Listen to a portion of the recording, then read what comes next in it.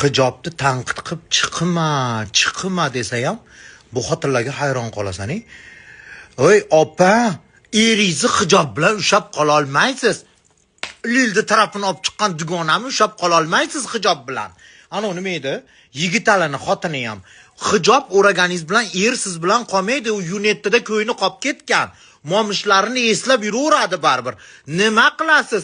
Videolarni o'chirib, ko'tinglarni mana qilib internetga chiqib jippillatasizlarda, keyin reska ro'mol o'rab olib, otimbe bo'lasizlar. Nimaga shunaqasizlar? Nimaga shunaqasizlar? Kichkinalikdan o'rab kelsa bo'lmasmidi shu ro'molda? Hijobga kirganinglardan keyin nima keragi bor maqtanib chiqib? Men hijobga kirdim, endi meni videolarimni o'chirib qo'yinglar. Prosta yo'q bo'lib ketinglar. Artistlar, aktrisalar hijobga kirdinglarmi? Qo'ta bormi sizlarga? Sochsitях qo'ta bormi degan odam yo'q.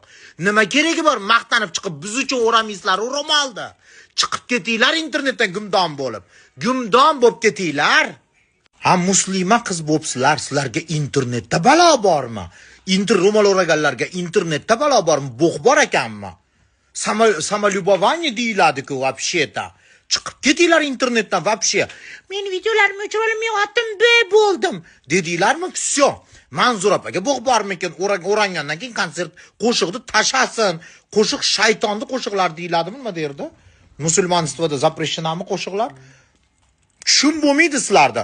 Erni ushlab qolish uchun, erga tegish uchun, ko'proq pulga kirgizib yuborish uchun bu yoqqa o'shuncha o'raysizlar, xolos sheklisizlar. Chiqib ketinglar internetdan va shu o'chirib olinglar profillaringlarni.